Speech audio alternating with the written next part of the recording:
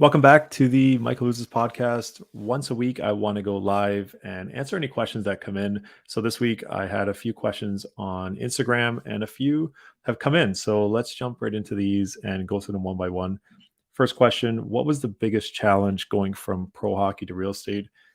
A good question. I think the biggest challenge, like when you play pro hockey, and I know hockey, I don't know other sports. I imagine they'd probably be the same. Is that your entire schedule is laid out for you. It's like, okay, what time is the bus? What time is practice? What time do you have to be at the rink? What time is the meeting? What time is warm up? All this stuff. It's all like very, very scheduled. In real estate, this is something that you have to, for the most part, I would say, figure out yourself and figure out a schedule that's going to work for you, that's going to keep you engaged and on track and keep things rolling in the right direction. It's really easy business to be into and just kind of not do those things. And the problem is when you don't do that, like any business, if you're not showing up every day, it probably won't be heading in the right direction. So I think that's the biggest challenge is going from an ultra structured, like literally just show up, play, go home type of thing to a structure that you have to create for yourself. And it was something that was new to me, of course, new to all players in the same boat. So for me, just developing that daily habit, weekly habit of structure on a daily basis, that was probably the biggest challenge for me, going from pro hockey to real estate. And now, I mean, 2 years into real estate or a couple years in now, so it's a lot easier because now I have my routine, I have my systems in place, and it's been a way better adjustment because now I know every day is structured the way I want it to start at least, and then we'll navigate from there. Next question: what is something about real estate as a career that you didn't know or think about?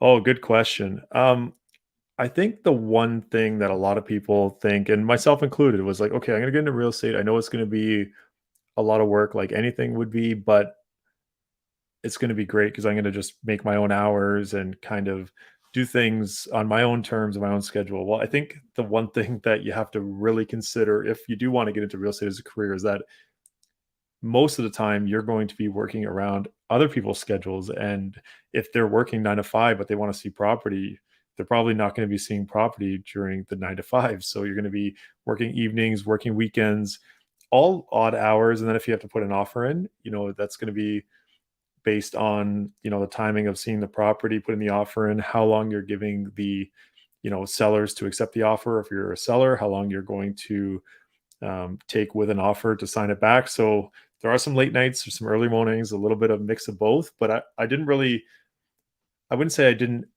anticipate it being a lot of work. I knew it was going to be a lot of work, like anything. I don't know if I knew how on call you are every single day. And I think that's one big challenge that I think all realtors face is that if someone needs an answer for something, you're going to try to find it for them as soon as possible. I think that's something where you're not really expecting it when you first get into the business because typically if you've ever bought and sold before and you have a question, think of it from that side. If you're going to ask your realtor a question, you're probably going to want to answer as soon as possible. So I think that's the one thing that I didn't really know or think was as big of a factor as it is. And it's something that, yeah, everyone works on it. Everyone takes care of those things the way they see fit. But yeah, for me, I definitely wasn't anticipating it as being as available as I am. So that's the one thing. Next question: how's the market? Okay.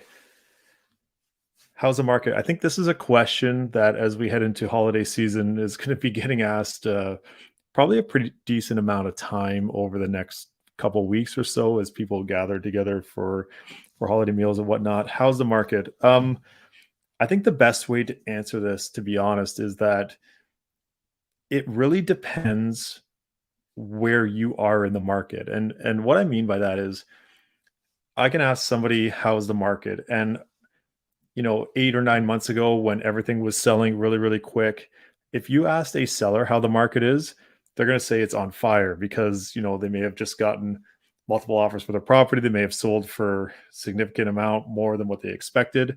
If you asked a buyer at that time, how's the market? They would probably tell you it kind of sucked actually. They're offering on 6, 7, 8, 9 properties, not losing out on those properties. And then, you know, it's just different. And now the script is flipped now, and That's why I think it's like, how's the market is such a subjective question, and it really depends on who you're asking. So right now, if you're a buyer and you're going out there and thinking you're going to get a huge deal on every single property that's out there, might not be the case. We have seen some properties sell rather quickly. We've seen other properties sit longer on the market. It's every property right now is a case by case basis, depending.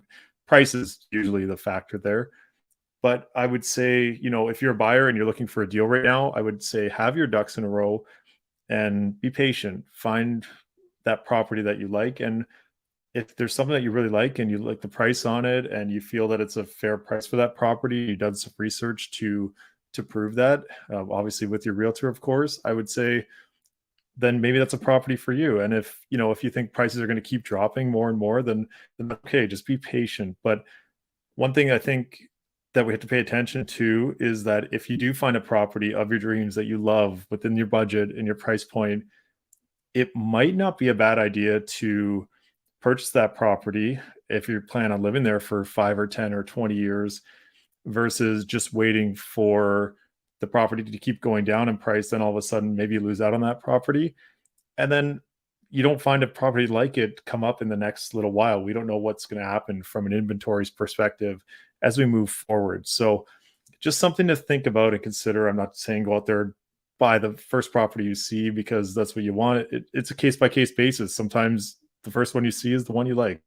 If you're a seller right now, I would say a couple things. Number one, you're going to want to be looking very, very good going to market. So get that painting done, ideally declutter, get some staging done. That's something to work out with your realtor who's going to get the staging done. Make the property look 10 out of 10 if it's going to the market, because I'm finding right now, or what we've been seeing, is that the properties that are A++, well priced and look really good are still getting some kind of action. The properties that are in the B level, so properties that need a little TLC, a little bit of work, not quite flying off the shelves, but definitely some options out there available for those type of properties. C-level properties, flipper dreams, the property that you needs an entire gut job and full flip. I find there's been a pretty good amount of those on the market lately, just kind of sitting on the market. So if you're a seller, and depending on what level your property is, and price is definitely the biggest factor. So if you're looking to move the property, you're going to want to be priced at a good price point to make that happen. And as well, if you're a buyer and you own a property, and this is something that we call a step up buyer. So you own a property, let's say you own a condo, and you're looking to step up to a house. Well, if your price point of your house, of your own condo, has dropped by 10%, let's say you had $1 million condo and it's dropped to $900,000, let's say on average. I'm just going to use 10% because it's easy calculation. And you're looking to step into a $2 million house that has also dropped 10%. If you're staying in the same market and same area, that's a $200,000 drop. So you'd be effectively net ahead $100,000 by doing the step up, for example. And that's something to consider. So sometimes what we see is that buyers are looking for an incredible deal on the place they're going to buy, but then they also have to sell their property too. So they're also going to get the same kind of feedback when they go to sell their property. So just something to think about there. If you're a step down buyer, so let's say you're going from that $2 million house to a condo, well, it'll go the opposite way, because you've lost 10% on the house, which is a much higher price point, and going into a condo that has dropped 10% as well. So you're going to be netting negative in that situation. So how's the market? Long-winded answer. It really depends where you're at in the market. It depends what marketplace you are in.